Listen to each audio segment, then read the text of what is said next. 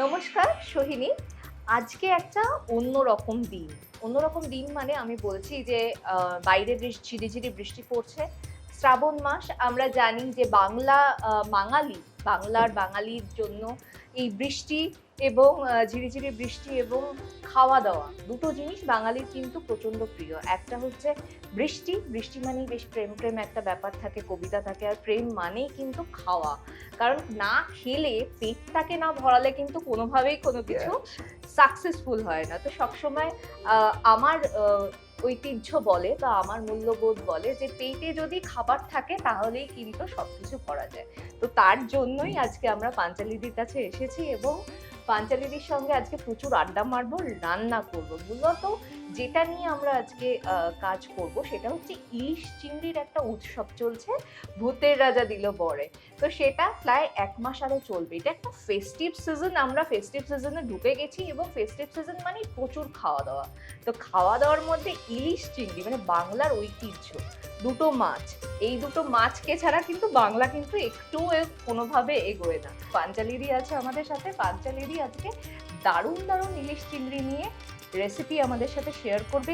বাংলার সমস্ত মানুষ, বাংলার বাইরে যারা রয়েছেন তাদের সবার জন্য ভূতের রাজা দিল বরে ইলিশ চিংড়ি উৎসব কিন্তু একদম রেডি। 1 মাস যাবত এই অনুষ্ঠান চলবে। তো চলুন দেখে নিই যে আমরা আজকে পাঞ্চালিদি থেকে ভূতের রাজা দিল বরে ইলিশ চিংড়ি উৎসবে কি কি রেসিপি দেখবো। চলুন সবাই মিলে একসঙ্গে দেখে নিই।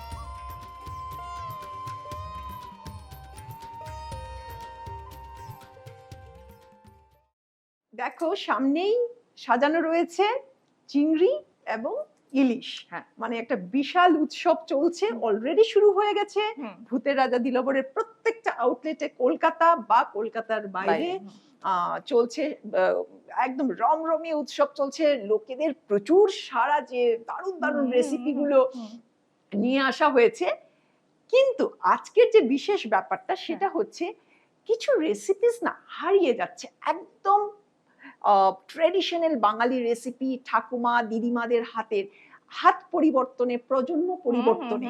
তো সেইগুলো আমি কিছুটা চেষ্টা করেছি সেগুলোকে তুলে ধরে রাখতে, কারণ তারপরে না এই জিনিসগুলো খুঁজে পাওয়া যাবে না। তো বেশ কয়েকটা রেসিপি আমি নিয়ে আসছি ভূতের রাজা দিল বরের এই ফুড ফেস্টিভ্যাল বা খাদ্য উৎসবে, যেখানে ইলিশ চিংড়ির যুগলবন্দিতে একদম মেতে উঠেছে ভূতের রাজা দিল বর। তো সেটারই আজকে যেটা করব সেটা হচ্ছে ডাবের নবনী ইলিশ, বা আমরা এভাবেও বলতে পারি ডাব শাঁসের নবনী ইলিশ। বা এই নামটা কে সিলেক্ট করেছে? এইগুলো কিছুটা আমার রয়েছে। হ্যাঁ, কারণ দেখো পুরোনো দিনের দিদিমা ঠাকুমারা তো ওইভাবে সব নাম দিতে পারতেন না, কিন্তু এখানে ডাব বলতে কিন্তু দেখো আমরা ডাব চিংড়ি একরকম বুঝি, কিন্তু এটা কিন্তু বেশ কিছুটা আলাদা। মানে এটা আমি পাঞ্চালিদির সাথে কথা বলতে বলতে আমি এটা বুঝতে পারলাম যে শুধু রান্না নয়, রান্না আমরা সবসময় জানি রান্না একটা শিল্প। তো রান্না একটা শিল্প, কিন্তু রান্না সবসময় ক্রিয়েটিভিটি দিয়ে হয়। তো এই যে আমরা শুনলাম যে ডাব শাঁসের নবনী ইলিশ, তো এই যে একটা নাম যেটা পাঞ্চালিদি দিয়েছে এবং বলছে যে মা ঠাকুমাদের হাতের রান্না, সত্যি এটার একটা অদ্ভুত ব্যাপার আছে যে ওই ব্যাপারটা কিন্তু কোনোভাবেই আমরা যতই রান্না করি না কেন আসে না। সেটা যে ভূতের রাজা দিল বরে আবার ফিরে আসছে এবং সেটা নিয়ে একটা ফেস্টিভ্যাল চলছে, খাদ্য ফেস্টিভ্যাল। তো এইটা কিন্তু একটা বিশাল বড় ব্যাপার। আমি যেটা বলেছিলাম যে ইলিশ মাছের একটা প্রিপারেশন, নতুন ধরনের প্রিপারেশন আমরা দেখছি, কিন্তু তার আগে আমাদেরকে একটু ইলিশ মাছটা দেখতে হবে। কারণ আমি না ভীষণ ইলিশের মানে কি বলবো, মানে একদম প্রচন্ড প্রিয় আমার কাছে। তো মাছের পিসগুলো আমি একটু দেখাই। Awesome awesome. দেখুন একটা তুলেই দেখাই দর্শকদের, এবং এরকম ফ্রেশ পিস খেতে হলে অবশ্যই আসতে হবে ভূতের রাজা দিল বর। কলকাতা এবং কলকাতার বাইরে অনেক জায়গায় চলছে এই উৎসবটা, অলরেডি শুরু হয়ে গেছে, আরো নতুন সেই মেনুগুলো শুরু হবে এবং আপনারা অবশ্যই ফিডব্যাক দিন। তার আগে আমরা রান্নাটা শুরু করি। একদম, চলো চলো রান্নায় চলে যাই। ঠিক আছে, কড়াই গরম হয়ে গেছে, আমি এবারে সর্ষের তেল দিলাম। হ্যাঁ, বাঙালি রান্না মানেই হচ্ছে সর্ষের তেল, কারণ এই সর্ষের তেলের যে ঝাঁঝ সেটা না হলে কিন্তু কোনোভাবে বাঙালি রান্নার কোনো মানে নেই। আচ্ছা, ইলিশটা তেলটা গরম হতে হতে যেটা করব সেটা হচ্ছে নুন দিয়ে ইলিশটাকে, আমি একটু সবাইকে বলবো যে আমরা রেসিপিটা একটুখানি দেখে নিই। আমরা তেল গরম করলাম, সর্ষের তেল, এবার ইলিশ মাছের উপর ম্যারিনেট করছি নুন দিয়ে। তো নুন দিয়ে ভালো করে মাছগুলোকে ভালো করে একদম 5 মিনিট রাখলেই এনাফ। 5 মিনিটস রাখবো আমরা, 5 মিনিটস রেখে আমরা দেন একদম গরম তেলে মাছটাকে দিয়ে দেবো। তেল মোটামুটি গরম, আমরা দেখতেই পাচ্ছি, সাউন্ডেই বুঝতে পারছি। একদম। আচ্ছা, একটু বলে রাখি দর্শকদের, মাছটা কিন্তু খুব বেশি ভাজা হবে না, জাস্ট উল্টে পাল্টে নামিয়ে নিতে হবে। ইলিশ মাছ তো সবসময়তেই বেশি ভাজলে একদম টেস্ট চলে যায়, তো এটা আমাদের কাছে অলরেডি আমরা যারা দর্শক ইলিশ মাছের প্রচন্ড পরিমাণে ভক্ত তারা আমরা জানি, এবং পাঞ্চালি দিক থেকে আমরা মা ঠাকুমাদের আমলের রান্না এই প্রজন্মকে যাতে সেই মুখী করি, ভূতের রাজা তিলবরের ইলিশ চিংড়ি ফেস্টিভ্যালে তারই মূলত উদ্যোগ আছে। আর ইলিশ চিংড়ির উৎসব করতে করতে আমি সবাইকে বলবো যে আমরা রান্নাগুলো করছি, আমরা ফিডব্যাক কিন্তু চাই, এই নতুন রেসিপিগুলো কিরকম লাগছে দর্শকদের।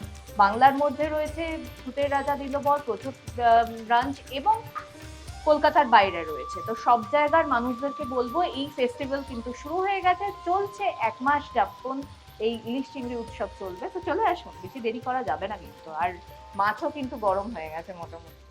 আমাদের মাছ ভাজা কিন্তু কমপ্লিট। তো এরপর আমি পাঞ্চালিদিকে বলবো যে এই যে নতুন রেসিপিটা ইলিশের, তো সেটাতে কি কি ইনগ্রেডিয়েন্টস পড়বে যদি আমাদের সাথে একটু তুমি শেয়ার করে নাও। তাহলে দর্শকরা দেখতে থাকুন, আমি রান্না করতে থাকি, দর্শকরা দেখতে থাকুন যে কি কি আমি ব্যবহার করলাম। এটা কিন্তু তার মানে এখন আনফোল্ড করা যাবে না, তো এটাকে আমরা দেখতে দেখতে দেখতে দেখতে বুঝবো যে কি কি জিনিস, এই ইনগ্রেডিয়েন্টস কি কি পড়ছে এই নতুন রেসিপি। আচ্ছা, এবারে তেলের মধ্যে আমি ছাড়ছি, মানে সবাই তো রান্না করতে সময় পায় না। তেলের মধ্যে আমি যেটা করলাম, এলাচ দিলাম, ঠিক আছে, এলাচ জাস্ট একটু হাত দিয়ে এলাচটাকে পাঠিয়ে দিয়ে একদম। তো আমরা দেখলাম যে গরম তেলে মাছ ভাজা হয়ে যাওয়ার পর আমরা এলাচটাকে নিলাম, এবং এলাচটাকে জাস্ট আমরা যেরকম হাত দিয়ে জাস্ট একটু ভেঙে নিয়ে তারপরে এই এলাচটাকে ভালো করে তেলের মধ্যে আমরা কষাচ্ছি। হ্যাঁ, এবারে একটু যখন ফুটতে শুরু করবে, তারপরে যেটা করব, একটু রসুন কুচি দেব, ঠিক আছে। আচ্ছা, 1 চা চামচ রসুন কুচি দিলাম। আবার রসুন কুচি দিতে গেলে খুব সতর্ক হওয়া দরকার, কারণ রসুনের একটা গন্ধ আছে যেটা ওভার পাওয়ার যাতে কোনোভাবে ইলিশ মাছকে না করে, তাহলে কিন্তু ইলিশ মাছের স্বাদটা নষ্ট হয়ে যাবে, সেটা খুব মাথায় রাখতে হয়। তাহলে এলাচের পরে আমরা 1 চামচ 1 টেবিল স্পুন আমরা রসুন কুচি দিলাম, এবং সেটার পরে আমরা দেব কাঁচা লঙ্কা কুচি দিচ্ছি।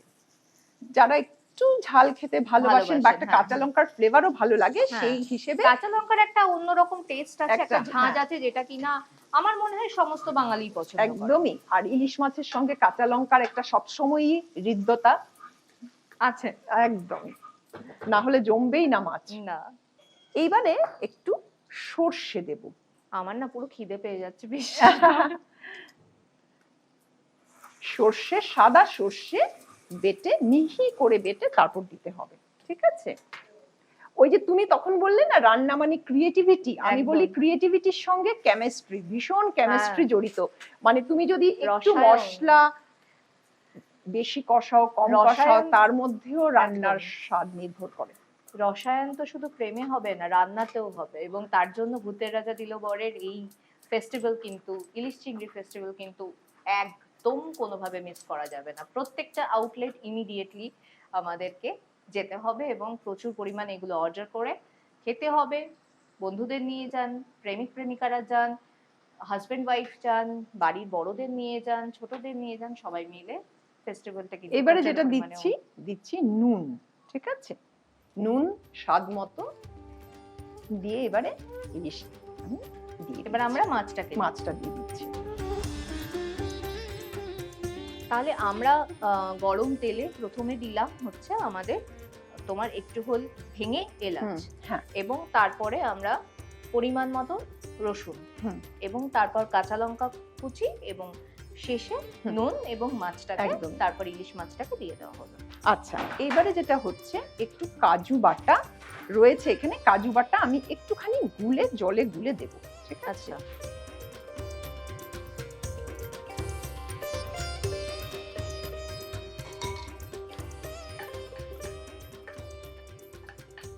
কাজুটা কিন্তু আমি এইভাবে করে গুলে ওটাকে তাতে আরো টেস্ট আমরা পাবো। দিয়ে দিলাম মাছের উপরে, ঠিক আছে?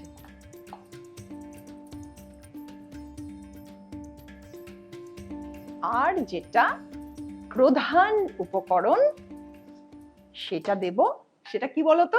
কি সেটা? সেটা হচ্ছে ডাবের শাঁস। শাঁস। শাঁসটাকে একটু হাত দিয়ে এইভাবে কচলিও Mix দিতে করে পারো দিতে বা মিক্সিতেও দেওয়া যেতে পারে, কারণ ডাব অনেক সময় একটু শক্ত থাকে, হ্যাঁ। অনেক সময় নরম থাকে। যেটা নরম সেটা হাত দিয়ে আমরা জাস্ট এইভাবে কচলিও দিতে পারি, আর না হলে আমরা হাত মিক্সিতে দিয়ে একটু, একদম পেস্ট হ্যাঁ, করে বা আর মিক্সিতে হ্যাঁ, না হলে মিক্সিতে না দিলে আবার একটু মুখে লাগতে পারে, মুখে শক্ত লাগতে শক্ত। পারে। এইবারে কি দেবো বলো তো? এটাই তো একটা থ্রিল না? প্রচন্ড উত্তেজনা এটা নিয়ে যে কি কি কি কি দিলাম, তাই তো? উপকরণ পড়বে। আমি এখানে একটা জিনিস দিলাম, এটা দর্শকরা আন্দাজ করুন, আমি বলবো না। এটা একদম রহস্য, তো এইটাই কিন্তু মূল রহস্য এই রান্নার। তো আস্তে আস্তে ক্রমশ প্রকাশ্য, দেখা যাক কি হয়। এইবারে দেব একটু চিনি, ঠিক আছে? এটা একটু মিষ্টি মিষ্টি হবে, হ্যাঁ? যেহেতু ডাবের শাঁস পড়েছে ফলত একটু মিষ্টি হবে। তাহলে দর্শকরা বলবেন আমি যে জিনিসটা মেশালাম সেটা কি মেশালাম, আপনারা কমেন্ট বক্সে লিখে জানান। আর যদি এই খাবারটা স্বাদ পেতে চান, স্বাদ বানাতে চান, একদম চলে আসবেন ভূতের রাজা দিলবরের সমস্ত আউটলেটগুলোতে। অলরেডি কিন্তু ফেস্টিভ্যাল শুরু হয়ে গেছে, আরো নতুন রেসিপি কিছু সংযোজন হচ্ছে। কোনটা কিরকম লাগছে অবশ্যই জানাবেন আমাদের ফেসবুক পেজে। পাঞ্চালিদির কথা অনুযায়ী আমাদের কিন্তু সবটাই দাঁড়িয়ে আছে আপনাদের মতামত, মানে আপনাদের ফিডব্যাকের উপর।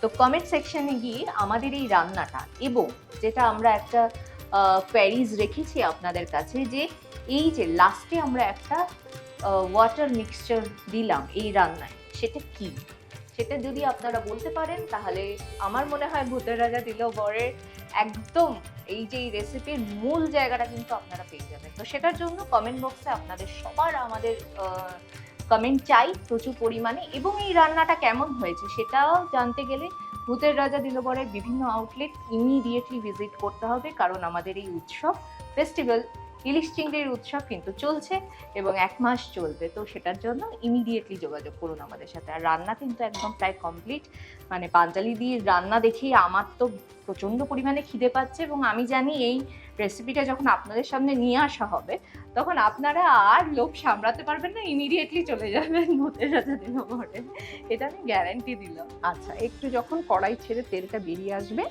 মাছটাও যখন সেদ্ধ হয়ে যাবে, তখনই নামিয়ে নিতে হবে সার্ভিং প্লেটে। তো আমরা যেটার জন্য এতক্ষণ ধরে অপেক্ষা করেছিলাম, পাঞ্চালিদির এই নতুন রেসিপি ইলিশ মাছের, তো সেটা কিন্তু কমপ্লিট, আমাদের রান্না কিন্তু কমপ্লিট।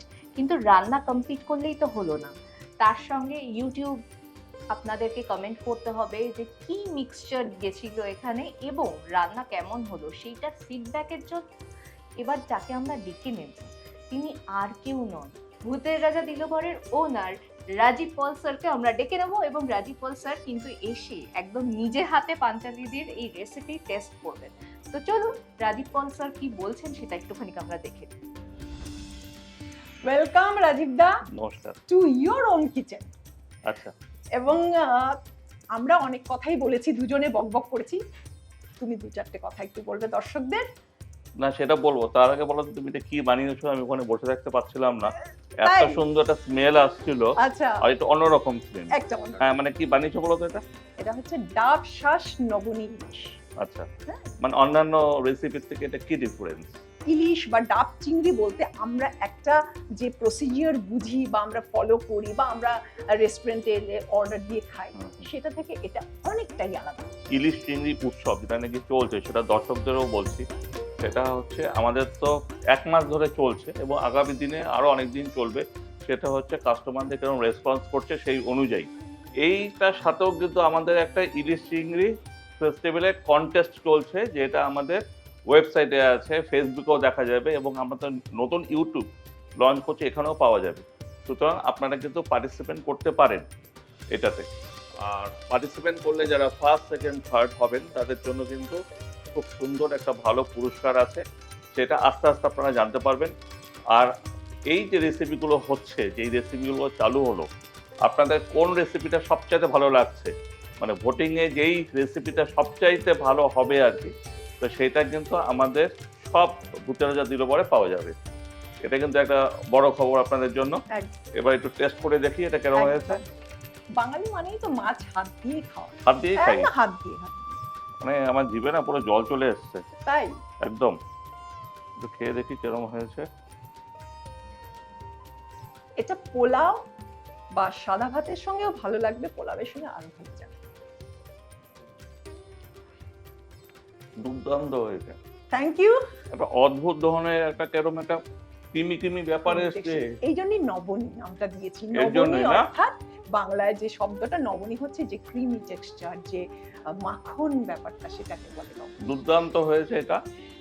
আপনারা যদি এটা টেস্ট না করেন বা আমাদের ভূতের রাজা দিল পরে যদি এসে এটা না খাওয়া দাওয়া করেন, তাহলে কিন্তু এটা বিরাট মিস করবেন।